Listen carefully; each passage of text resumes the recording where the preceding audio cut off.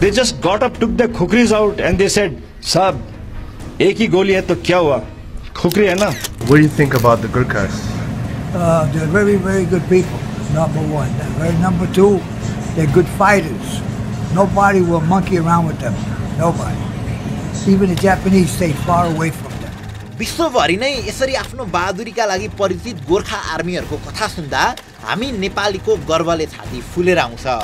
तर विश्व जगतले गोर्खा आर्मीको बारेमा गर्ने यो प्रशंसा त एउटा देखाउने दाँत मात्र हो। यो सबै एउटा ठूलो अपराध छोप्ने बहाना मात्र हो, किनकि यहाँ भित्रभित्रै ठूलो ह्युमन ट्रेड भइरहेको छ। पृथ्वीनारायण शाह हुँदै जङ्गबहादुर राणा हुँदै अहिलेका शासकहरूले इन्डिया र ब्रिटेनसँग मिलेर कसरी गोर्खालीलाई एक्सप्लोइट गरिरहेका छन् त? विश्वभर नै नाम चलेका गोर्खालीहरूको इतिहास के छ त? आउनुहोस् उनीहरूको दुःखद विगत र तितो वर्तमान बुझ्ने कोसिस गरौँ आजको इन-डेप्थ स्टोरीमा।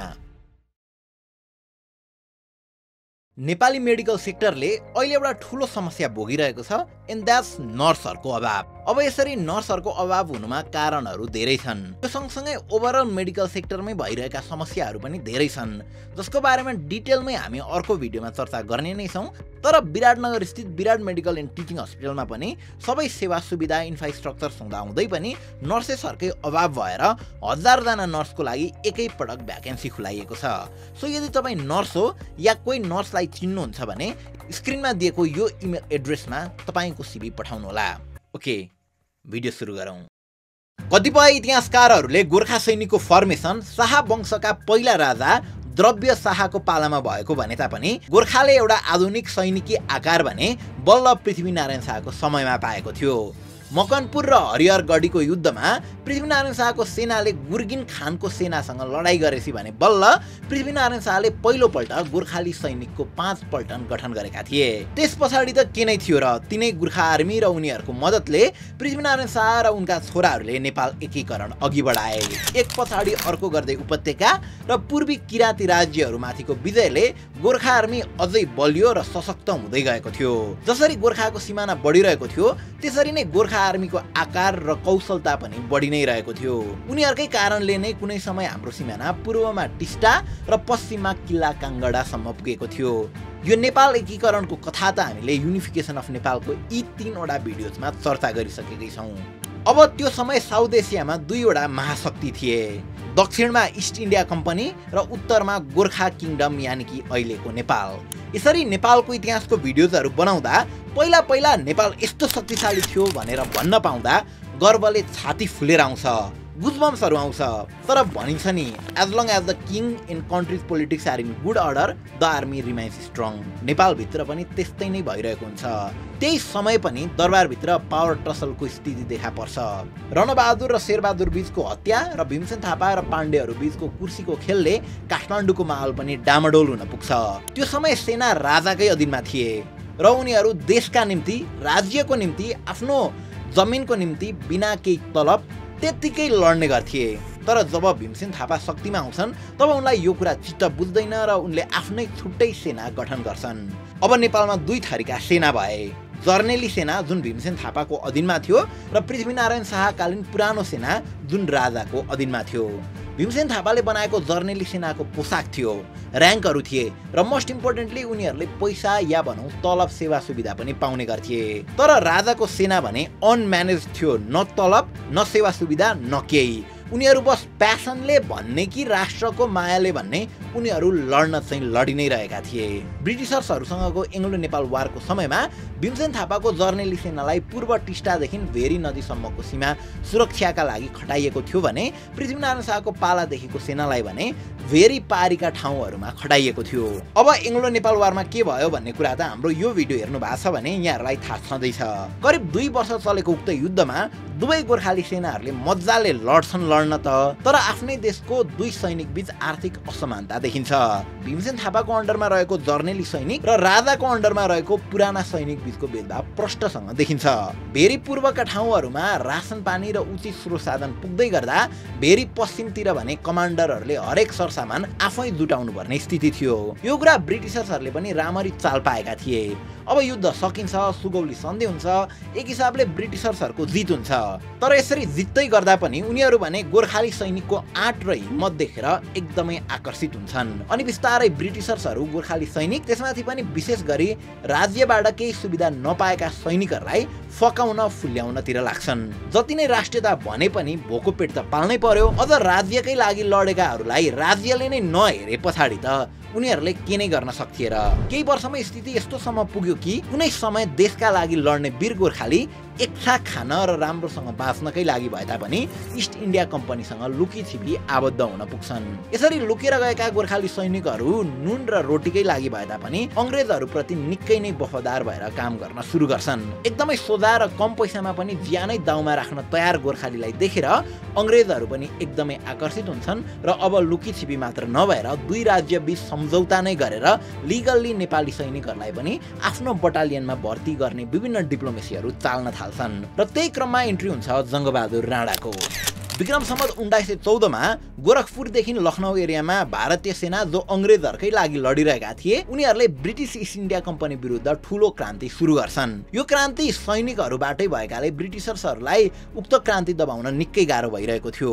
त्यो समय नेपालका प्रधानमन्त्री जङ्गबहादुर राणा थिए र उनले भर्खरै बेलायतको भ्रमण गरेर आएका थिए।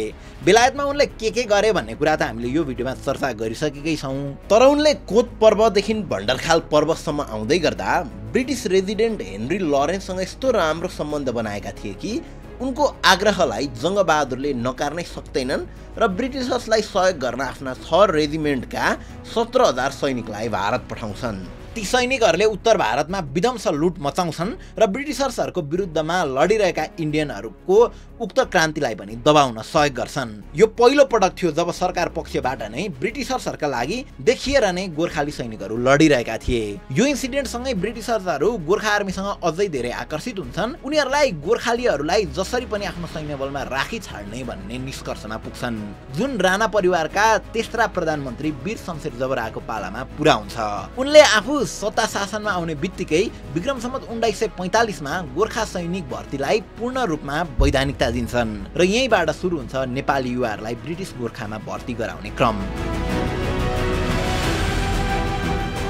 यो क्रम यसरी वृद्धि हुन्छ कि विक्रम सम्वत 1945 देखि 1949 सम्म आउँदै गर्दा ब्रिटिस गोर्खामा भर्ना हुनेको संख्या 7,665 पुग्छ। ब्रिटिसर्सहरूले छानी बलिया हट्टाकट्टा 5 फुट हाइट र 32 इन्च छाती भएका स्पेशल्ली मङ्गोलियन रेसका नेपाली युवाहरूलाई भर्ती गर्छन्। उनीहरूलाई ब्रिटिसले कब्जा गरेका वा कब्जा गर्न खोजिरहेका विभिन्न युद्धहरूमा होम्याउँछन्। त्यसको केही वर्षमै ब्रिटिसर्सहरूसँग करिब 9,000 प्लस गोर्खा सैनिकहरू हुन्छन् र ब्रिटिसर्सहरूले आफ्नो सेनामा फर्स्ट, सेकेन्ड र थर्ड गोर्खा राइफलको पनि निर्माण गर्छन्। विक्रम सम्वत 1971 प्रथम विश्वयुद्ध सुरु हुन्छ। यसको प्रमुख कारण मध्येको एक त द ग्रेट ब्रिटेन र उसको कोलोनाइजेसन पनि थियो। करिब 50 भन्दा बढी राष्ट्रहरूलाई कब्जा गरेको द ग्रेट ब्रिटेनका सैनिकहरू भने विभिन्न राष्ट्रहरूमा छरिएका थिए।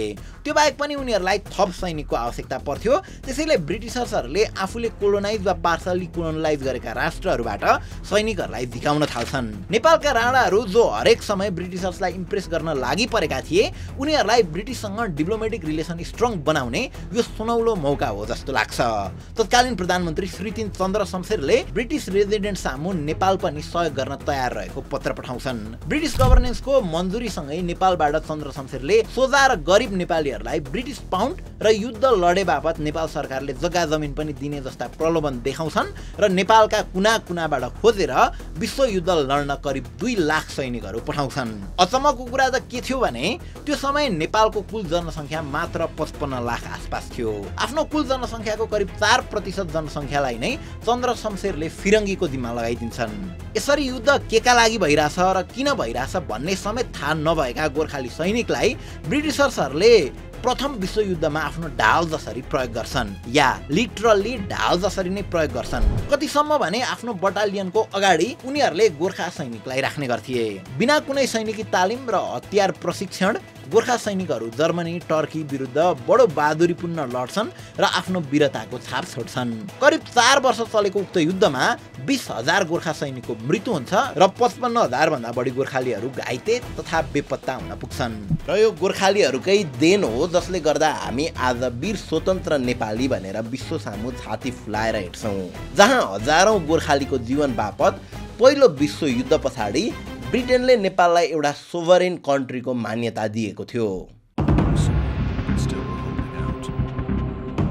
त्यसको ठिक 20 वर्षपछि अर्थात् विक्रम सम्वत 1991 मा दोस्रो विश्वयुद्ध हुन्छ। त्यतिबेला नेपालका प्रधानमन्त्री जुद्ध शमशेर थिए। उनले पनि पुनः एकपटक करिब 1.5 लाख गोर्खाली सैनिकहरूलाई दोस्रो विश्वयुद्धका लागि पठाउँछन्। दोस्रो विश्वयुद्धका लागि गएका गोर्खाली सैनिकले जापान विरुद्ध मलेसिया, सिङ्गापुर र बर्मामा भीषण युद्ध लड्छन्, जसका प्रमुख उदाहरण हुन् लक्ष्मण गुरुङ, जसले एक्लै नै 35 जापानीहरूलाई एक हातले राइफल पड्काउँदै ढालिदिएका थिए। उनको वीरगाथाको अहिलेसम्म पनि चर्चा भइ नै रहा हुन्छ र हामी पनि त्यसका लागि कुनै छुट्टै भिडियोमा चर्चा गरौँला। तर अगाडि बढ्नु पर्दा करिब 6 वर्ष चलेको दोस्रो विश्वयुद्धमा पनि 9,000 गोर्खा सैनिकको मृत्यु हुन्छ भने 20 देखि 30,000 सैनिकहरू एकदमै ग्रसित रूपमा घाइते हुन्छन् र बेपत्ता सैनिकको त कुनै लेखाजोखा पनि हुँदैन। युद्धमा गोर्खालीहरूलाई भेडा बाख्रा जसरी प्रयोग गरियो। बटालियनको फ्रन्ट रोमा राखिदिने अनि लड्न धकेलिदिने। जहाँ एउटा समय ब्रिटिसर्सहरूलाई लड्न जाँदै गरेको ठाउँ, परिस्थिति, त्यहाँको दुश्मनको बारेमा सबै कुरा थाहा हुँदै गर्दा गोर्खालीहरूलाई भने न त ठाउँ थाहा हुन्थ्यो न त कसको विरुद्धमा लड्न लागेको भन्ने कुरा नै। युद्ध यति भयावह थियो कि हजारौं गोर्खालीहरूको लासलाई भुसको बोराहरू ट्र्याक्टरमा हालेर लगेझैँ गरी लगिन्थ्यो।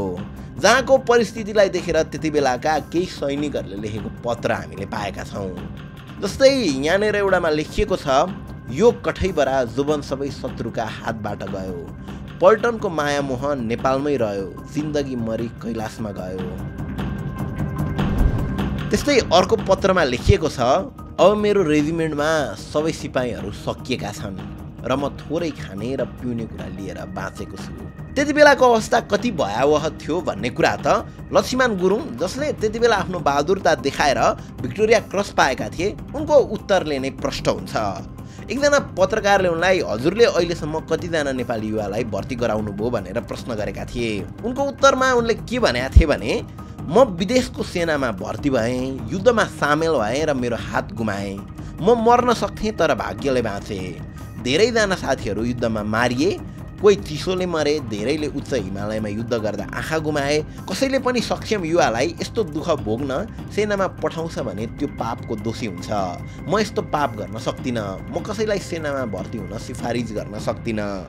गोर्खाली सैनिकको बहादुरीताको कदर गर्दै प्रथम विश्वयुद्धमा 2 र दोस्रो विश्वयुद्धमा 11 जना गोर्खाली सैनिकलाई भिक्टोरिया क्रसले सम्मान गरिन्छ। त्यस्तै ब्रिटिस इन्डिया गभर्नरले गोर्खाली सैनिकको लागि तत्कालीन 20 लाख भारतीय रुपैयाँको घोषणा पनि गर्छन्। तर दुखद यो रकम रियल गोर्खा सैनिकसम्म पुग्दैन। तत्कालीन श्री 3 पद्म शमशेरले कसैलाई सुईको समेत नदिकन यो रकम पचाइदिन्छन्। यति मात्र नभएर दोस्रो विश्वयुद्धताका ब्रिटिस सरकारले दिने 2 रुपियाँ खाना खर्चलाई पनि राणाहरूका उच्च पदाधिकारीहरूले पचाइदिन्छन्। जब गोर्खाली सैनिकहरूले यो कुरा थाहा पाउँछन् तब उनीहरू राणा जेनरल विरुद्ध आवाज उठाउन थाल्छन्। प्रधानमन्त्री जुद्ध शमशेरले जेनरलहरूलाई कारबाही गर्नको साटो उल्टै 42 सैनिकलाई बर्खास्त गर्छन् र मेघ बहादुर थापालाई यो विद्रोहको मुख्य दोषी ठहराई रुखमा झुन्ड्याएर फाँसीको सजाय दिन्छन्। यसरी हेर्दा यो युद्धले दुईटा पक्षलाई मात्र फाइदा गरेको थियो, ब्रिटिसर्स र राणाहरू।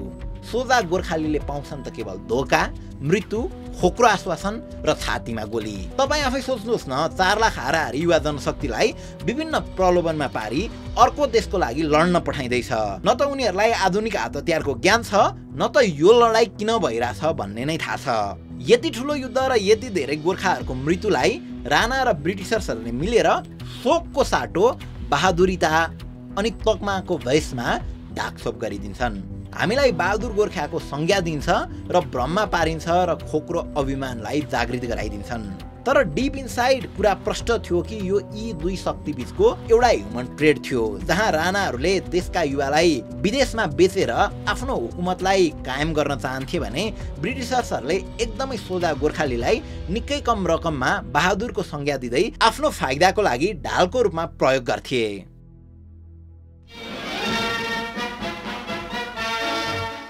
विक्रमसम्म 2004 मा जब भारत ब्रिटिसर्सहरूबाट इन्डिपेन्डेन्ट भयो तब गोर्खा रेजिमेन्टको डिभिजनको कुरा आउन सुरु भयो, जसस्वरूप नेपाल, भारत र ब्रिटेन बीच त्रिपक्षीय एग्रिमेन्ट भयो र 10 वटा गोर्खा रेजिमेन्टलाई भारत र ब्रिटेन बीच विभाजन गर्ने भयो, जहाँ भारतले 6 regiment 1st, 3rd, 4th, 5th, 8th र 9th गोर्खा राइफल्सलाई आफूसँग राख्यो भने ब्रिटिसर्सहरूले 4 रेजिमेन्ट 2nd, 6th, 7th र 10th गोर्खा राइफल्सलाई आफूसँग लिएर गए। पछि गएर भारतले ब्रिटिस जान नचाहेका अन्य गोर्खाली सैनिकहरूलाई पनि लिएर 11th रेजिमेन्ट पनि निर्माण गर्यो। त्यसपश्चात गोर्खा सैनिकले भारत र ब्रिटेन दुवैलाई सर्भिस दिँदै आएका छन्। ब्रिटेनले आफूसँग लगेका 4 रेजिमेन्टलाई हङकङ, ब्रुनाई र मलेसियाका क्रान्तिहरूलाई दबाउन प्रयोग गर्यो। उता भारतको अन्डरमा रहेका अन्य 7 रेजिमेन्टहरूलाई भने भारतले आफ्नो एकीकरण अभियानमा प्रयोग गर्यो। धेरैलाई थाहा नहुन सक्छ, भारत स्वतन्त्र हुँदै गर्दा अहिलेको आकारमा थिएन। अहिलेको भारतभित्र पनि हैदराबाद, त्रिपुरा, कश्मीर र मणिपुर जस्ता राज्यहरू अझै पनि स्वतन्त्र नै थिए र यी राज्यहरू पनि भारतले गोर्खा रेजिमेन्टकै सहायतामा आफूमा विलय गराएको हो। त्यसपश्चात पनि इन्डिया सरकारले गोर्खा सैनिकहरूलाई विभिन्न युद्धहरूमा एउटा ढालको रूपमा प्रयोग गरिरहेको छ। सन् 1947-48 मा लडेको कश्मीर वार, 62 मा लडेको सिनो इन्डिया वार, 1965 र 1971 मा लडेको इन्डो पाकिस्तान वार अनि 1999 मा भएको कारगिल वारमा पनि गोर्खा रेजिमेन्टले सहभागिता जनाउँदै करिब 50,000 भन्दा बढी गोर्खाली सैनिकहरूले भारतका लागि लडिसकेका छन्। चाहे त्यो -0 डिग्री सेल्सियस पुग्ने सियाचन होस् वा कुनै समय पनि युद्ध हुन सक्ने क्षेत्र अरुणाचल होस् र कश्मीर होस्, 32,000 भन्दा बढी नेपालीहरूले आज पनि भारतका लागि बडो बहादुरीतापूर्वक लडिरहेका छन्। गोर्खा आर्मी जसले सम्पूर्ण भारतको सीमाको निगरानीमा विशेष सहयोग पुर्याएको छ, उसको सीमा रक्षामा आफ्नो बलिदान दिएको छ, आज तिनै नेपालीहरूको देश भने स्वयं भारतबाट नै असुरक्षित र अस्थिर भएको देख्न सकिन्छ। अझ अहिले आएर भारतले पनि वर्षौंदेखि भारत निर्माण र सुरक्षामा खटिएका गोर्खाली सैनिकहरूलाई सन् 1947 को सन्धि तोडेर भर्खरै आएको अग्निवीर स्किम अन्तर्गत भर्ना गर्ने निर्णय गरेको छ। अग्निवीर यस्तो स्किम हो जहाँ कुनै पनि युवाले 4 वर्षका लागि सैनिक कर्तव्य निर्वाह गर्छ, तर त्यसपछाडि त्यो टोलीको 25% सैनिकलाई मात्र पर्मानेन्ट सैनिकको दर्जा दिइन्छ। यो कुरालाई लिएर भारतमा ठुलै हंगामा भएको थियो, जसकारण 2022 अगस्तदेखि भारतीय गोर्खा रेजिमेन्टको रिक्रुटमेन्ट प्रोसेसलाई होल्डमा राखिएको छ। अझ ब्रिटेन गएका हाम्रा सैनिकहरूको अवस्था हेर्ने हो भने त अझै दर्दनाक छ। ब्रिटिश गोर्खा जसले ब्रिटिसर्सहरूलाई झन्नै 200 वर्षभन्दा बढी सेवा दिएका छन्, उनीहरूलाई अझै पनि ब्रिटिसर्सले सम्मान व्यवहार गरेको पाइँदैन। विक्रमसम्म 2004 सालमा भएको ब्रिटेन, भारत र नेपाल बीचको सैन्य सम्झौता अनुसार भारतीय गोर्खा रेजिमेन्ट र ब्रिटिस गोर्खा रेजिमेन्टमा आबद्ध नेपाली सैनिकहरूलाई उक्त राष्ट्रहरूले आफ्ना सैनिकहरू सरह, तलब, भत्ता, रहनसहनको व्यवस्था र सेवा सुविधा दिनुपर्ने भनिएको छ। तर ब्रिटेनले भने त्यति बेलाबाट नै यसको ठाडो उल्लङ्घन गर्दै आएको छ। जस्तै उहाँ मेजर दुध बहादुर गुरुङ करिब आफ्नो 33 वर्ष ब्रिटिस गोर्खामा कार्यरत भएर रिटायर्ड हुँदा उहाँको पेन्सन जम्मा 50 पाउन्ड मात्र थियो भने उहाँकै सिमिलर पोस्टको त्यहीको नेटिभ ब्रिटिसर्सको पेन्सन भने करिब 2000 पाउन्ड थियो। यसरी सिमिलर पोस्ट भित्रै पनि 900% को डिफरेन्स देखिन्थ्यो। त्यति मात्र नभएर ब्रिटिसर्सहरूले गोर्खा सैनिकलाई दिने रासन पानीमा पनि ठूलो भिन्नता थियो। त्यस्तै गोर्खा आर्मी जो ओडिए र फरेन ल्यान्डहरूमा लडिरहेका थिए, उनीहरूको अलाउन्स पनि हेर्ने हो भने धेरै नै फरक थियो। जहाँ एउटा ब्रिटिस सेनाले करिब 100 पाउन्ड अलाउन्स पाउँदै गर्दा गोर्खाली सैनिकले भने 10 पाउन्ड मात्र पाइरहेको थियो। From day one, when we were training, we had to really work hard on trainings. Started at 7 o'clock, and 6 o'clock, the breakfast was 1 cup of tea. There was nothing else. And then at 9 o'clock, we had lunch. And lunch consisted of dal bhat and sabji, and meat was only once a week. And then at 1 o'clock, they gave us 1 cup of tea and 1 piece of bread. And then, of course, in the evening, you had just a dal bhat and the same menu. So I actually asked very politely whether we would have any meat. No, this is your entitlement. There's nothing else. Gorkha आर्मीलाई बस्ने व्यवस्थादेखि British passport, clinical सेवा सुविधा, monthly सेलरीदेखि बोल्नमा समेत बन्देज लगाइन्थ्यो। यदि कोही गोर्खाली सैनिकले आफ्नो हकितका लागि बोल्थ्यो वा यो डिस्क्रिमिनेसन विरुद्ध उसले क्वेसन गर्थ्यो भने कि ऊ सजायको भागीदार हुनु पर्थ्यो कि त घर फर्कनु पर्थ्यो। जब गोर्खाली सैनिकहरूले गोर्खा जस्टिस क्याम्पेन सुरु गरे तब मात्र विक्रमसम्म 2061 सालमा ब्रिटिश सरकारले सन् 1997 एडी भन्दा पछि रिटायर्ड भएका गोर्खा सैनिकलाई ब्रिटेनमा बस्ने अनुमति र ब्रिटिश पासपोर्ट प्रोभाइड गर्न राजी हुन्छ। तर यसो गर्दै गर्दा हजारौं गोर्खाली सैनिक जो त्यो भन्दा अगाडि नै रिटायर्ड भइसकेका थिए उनीहरूलाई भने यो राइटबाट वञ्चित गराइँदै थियो। यसरी यो रुल ल्याउनुको एउटा मात्र कारण के थियो भने यो भन्दा पहिला ब्रिटिश गोर्खा रेजिमेन्ट हङकङमा थियो र सन् 1997 मा जब ब्रिटेनले हङकङलाई चाइनाबाट लिएको लिज सकिन्छ तब मात्र ब्रिटिश रेजिमेन्टलाई ब्रिटेनमा सारिएको थियो। त्यसैले पनि ब्रिटिशर्सहरूले उक्त प्री 1997 सेनाहरूलाई ब्रिटेनमा ल्याउन हिचकिचाइरहेका थिए।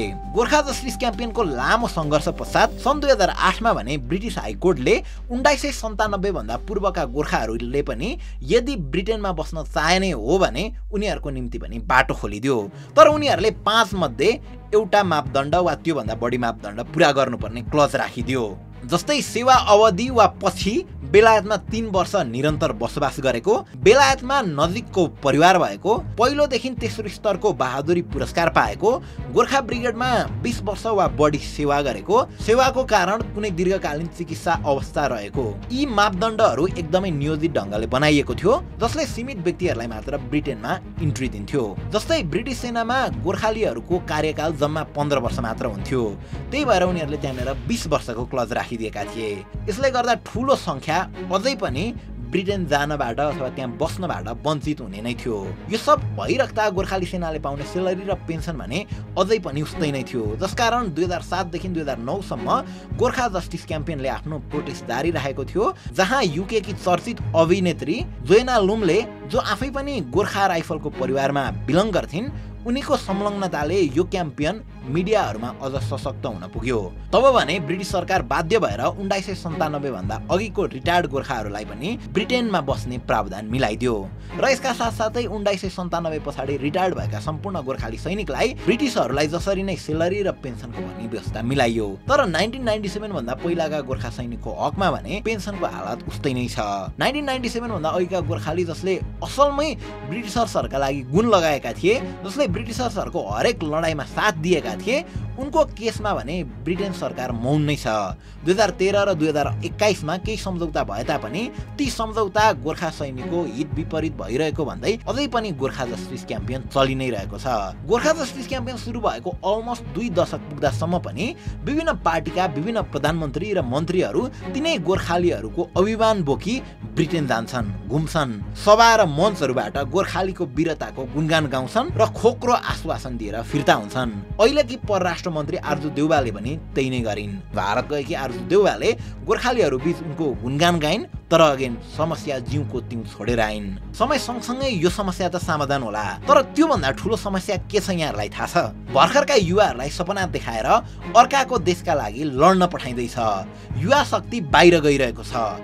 ब्रेन ड्रेन सँगसँगै पावर ड्रेन पनि भइरहेको छ। कुनै जमाना यो देशको भूमि जोगाउन, माटो जोगाउन लडेका गोर्खालीहरू आज अरू कसैका लागि लडिरहेका छन्, अरू कसैको सिमाना जोगाइदिरहेका छन्। बहादुर र हिम्मतिलो जस्ता शब्दहरू र केही तोक्माका लागि गोली खान तयार छन्।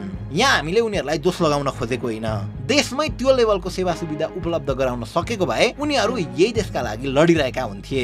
अन्तिम साससम्म पनि यहीँनिर लड्ने थिए। अनि सायद कुनै मोडर्न औजार र ट्याङ्क अनि एयरक्राफ्टहरू बिना पनि हाम्रो सेना संसारकै सबैभन्दा शक्तिशाली सेना बन्थ्यो होला। आज गोर्खासँग त सबैजना डराउँछन्, तर हाम्रो सेनासँग कोही पनि डराउँदैन। यी युवाहरूलाई यही देशमा राख्न सकेको भए यो अवस्था आउँदैन थियो होला। आज गोर्खाको ब्रेभरीको कथा सुन्दा गर्वले छाती त फुल्छ, तर तिनै गोर्खाहरू अरू कसैको लागि लडिरहेका छन् भन्दा मन भारी भएर आउँछ। जब शासकहरू नै देशका युवालाई जसरी पनि लखेटेर यो देशलाई चाहिँ वृद्ध वृद्धाहरूको देश बनाउने होडबाजीमा लागि परेका छन्, हामीले घोक्रो सुक्ने गरी कराए पनि हुनेवाला केही नै छैन। हस्त, थ्याङ्क यू फर वाचिङ।